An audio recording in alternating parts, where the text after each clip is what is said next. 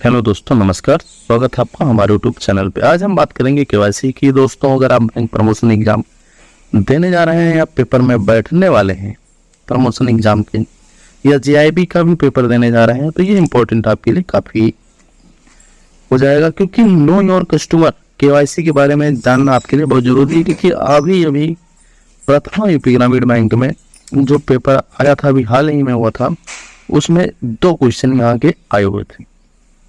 पहला क्वेश्चन था सीबीटी का फुल फॉर्म, दूसरा क्वेश्चन था वो मैं आपको आगे बताऊंगा।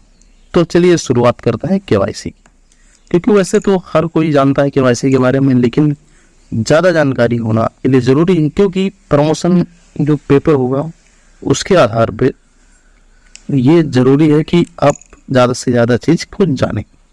तो हम बात करते हैं केवाईसी की। नो योर कस्टमर, आप अपने ग्राहक को बेहतर तरीके से जानें ताकि उनको बेहतर से बेहतर सेवा दे सकें। उनका जो वित्तीय व्यवहार है वो जानने का और समझने का आपको मौका मिलता है, ताकि उन्हें और अच्छी तरीके से बेहतर सेवा कर सके। इसकी शुरुआत मैं आपको बता देता हूं। आरबीआई के द्वारा बीआर अधिनियम की जो धारा सेक्शन 35A के तहत जो केवाईसी दिशा निर्देश जारी किए गए थे, ये क्वेश्चन आया हुआ था 35A। ये क्वेश्चन आया हुआ था कि जो केवाईसी के द्वारा जो किस धारा के तहत ये केवाईसी के जो दिशा निर्देश हैं वो जारी किए गए थे। उसके बाद करते हैं धन शोधन निवारण रिकॉर्ड का रख रखाव। ये किसके तहत हुआ? नियम 2005 के नियम 9/14 PMLA तो जानते ही होंगे आप, प्रिवेंशन मनी लॉन्ड्रिंग एक्ट।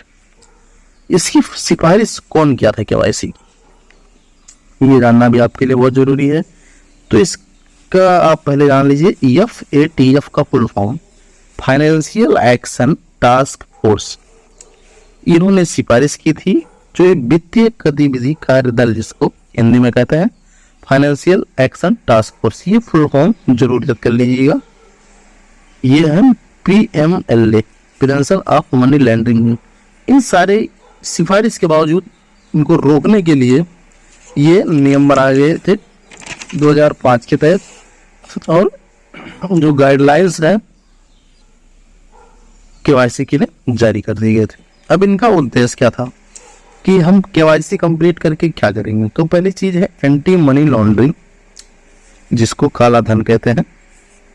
दूसरा चीज है LFT, CBT और LFT। तो ये CFT का फुल फॉर्म अभी प्रथमा यूपी ग्रामीण बैंक के पूछा गया हुआ था प्रमोशन एग्जाम में क्लर्क के से और स्किल 1 के लिए। तो कम्बेटिंग फाइनेंशियल CFT का फुल फॉर्म आया हुआ था कम्बेटिंग फाइनेंस ऑफ टेररिज्म। तो टेररिज्म को रोकने के लिए ये CBT, इसका भी उद्देश्य था।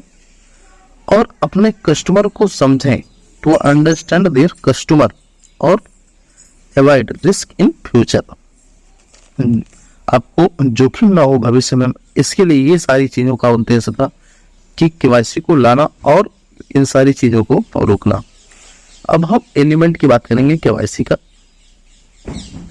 तो एलिमेंट ऑफ केवाईसी जो है वो customer acceptance policy, identification of customer, risk management और मॉनिटरिंग ऑफ ट्रांजैक्शन। जो वित्तीय लेन देन हो उनको मॉनिटरिंग करना।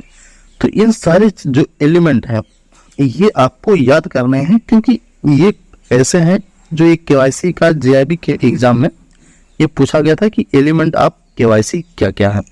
तो आप ये चीज याद कर सकते हैं, customer acceptance policy, identification of customer, risk management और मॉनिटरिंग ऑफ ट्रांजैक्शन। तो ये सारी चीज याद रखना है।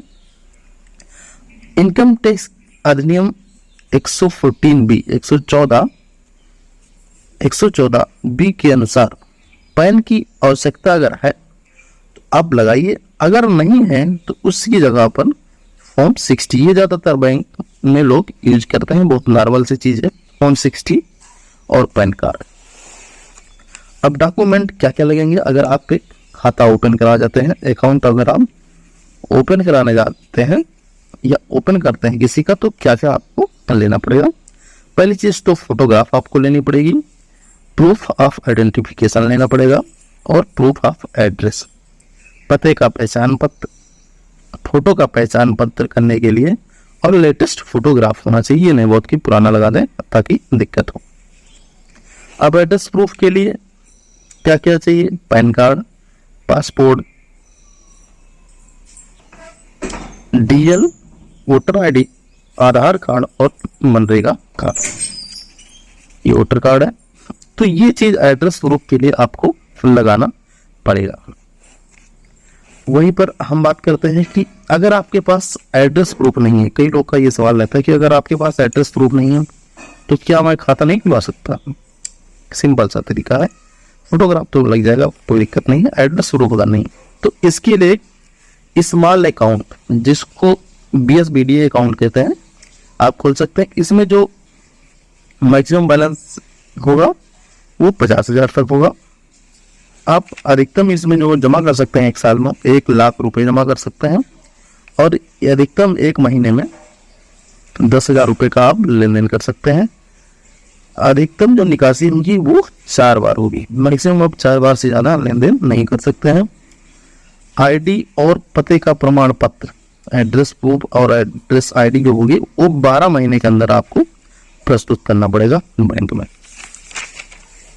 उसके बाद हम बात करते हैं रिस्क मैनेजमेंट। अब ये क्वेश्चन आता है दोस्तों, और ये आपके लिए जरूरी भी है कि लो कैटेगरी, हाई कैटेगरी और मीडियम कैटेगरी, ये 3 क्वेश्चन था कि हम कब लेंगे। अगर लो रिस्क है तो 10 साल के लिए, मीडियम रिस्क है 8 साल के लिए, हाई रिस्क है 2 साल के लिए। ये हर 6 महीने के अंदर ये कैटेगराइज होता है कि कौन सा खाता किस में है, लो, मीडियम, हाई में है। तो अगर हाई रिस्क में कौन कौन से खाते हैं, गैर निकासी खाते, राजनीतिक खाते, ट्रस्ट, NGO और क्लब के खाते। मीडियम रिस्क में आते हैं पार्टनरशिप, प्रोप्राइटर, सीमित कंपनियां, HUF, ये चीजें मीडियम रिस्क में आती हैं। लो रिस्क में वेतनधारी, पेंशनर, BSBD और जो नियामक संस्था होते हैं उनके खाते लो रिस्क में आते हैं। अब हम फाइनेंशियल इंटेलिजेंस यूनिट की बात करते हैं, FIU। इसमें देखिए, अगर एक महीने में 10 लाख से किसी खाते में 10 लाख से अधिक नकदी प्राप्त होती है या भुगतान होता है 10 लाख से ऊपर, तो 15 महीने के अंदर जो इसका रिपोर्ट होगा वो आपको सबमिट करना पड़ेगा। और अगर 50,000 से नीचे है तो वो रिपोर्टिंग इसकी नहीं होगी। आप अगर बैंक में जॉब कर रहे हैं, प्रथमा यूपी ग्रामीण बैंक है या कोई भी ग्रामीण बैंक है या नेशनलाइज बैंक है, तो उसमें आपकी ये रिपोर्ट 10 लाख से ऊपर इसका आप रिपोर्ट करते होंगे, आपके पास हेड ऑफिस आप रिपोर्ट करते होंगे, तो आपके पास भी आता होगा ये चीज, ये सब जानकारी होगी। STR की बात करते हैं तो सस्पिशियस ट्रांजेक्शन जो रिपोर्ट होता है ये 7 दिन के अंदर रिपोर्टिंग करनी होती है। और CFCR काउंटरफेट करेंसी रिपोर्ट, ये भी आपको महीने के 15 दिन के अंदर या रिपोर्ट करनी पड़ती है। ये वही काउंटरफेट जो निकाली नोट होते हैं। तो दोस्तों, हमें पूर्ण विश्वास है कि आप KYC से संबंधित जो सारी गाइडलाइंस है आप पढ़ लिए होंगे, आराम से इसको पढ़ लीजिए। आप अगर प्रमोशन एग्जाम देने जा रहे हैं तो भगवान करे आपका सिलेक्शन हो जाए। और इसी के साथ दोस्तों, वीडियो को लाइक करिएगा, शेयर करिएगा और इस चैनल को सब्सक्राइब जरूर